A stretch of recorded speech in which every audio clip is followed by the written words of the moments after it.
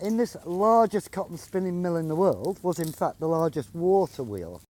The wheel is 17 foot across and 22 foot in diameter, so it's round about 5.5 metres wide and 7 metres in diameter. Workforce is mainly women and girls. The girls and boys who were apprenticed here, most of them were brought in from Clerkenwell in London.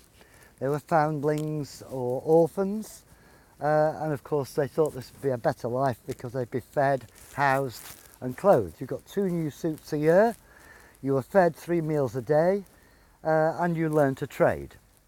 Working day from 6 in the morning till 7 in the evening, so it's a 13-hour day, 12 of which you work.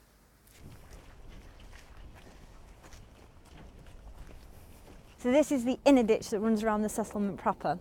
You can see how it's cut almost into a V shape with a slight flattening at the base.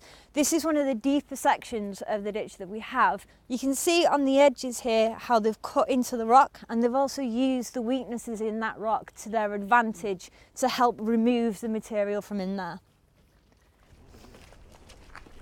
So if you look out across the vista here, you can see you have quite a very, very good view of these fields. You can see quite far over to the left, quite far over to the right. And the view is actually pertinent to the archaeology that's up here, something which is called intervisibility. So we have Shore Cairn, which is over that side. So when we were over at the church, if you happen to see that beautiful vista just behind the church over there, and we have our wonderful 3/4 size roundhouse, which was constructed lovingly by students at Ridge Daniels many, many years ago. I was one of them. So, isn't it doing well? I'm very proud of my work. Are the walls of the roundhouse daubed with mud?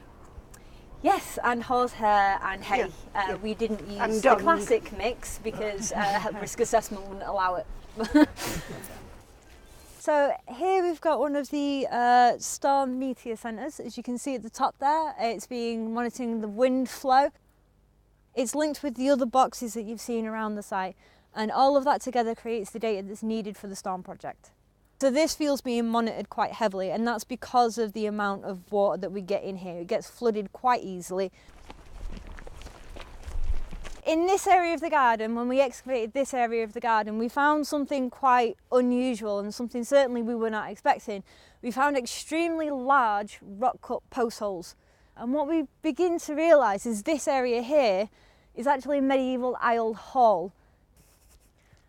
There's occupation on this hilltop from the Paleolithic to now, and that's very unusual.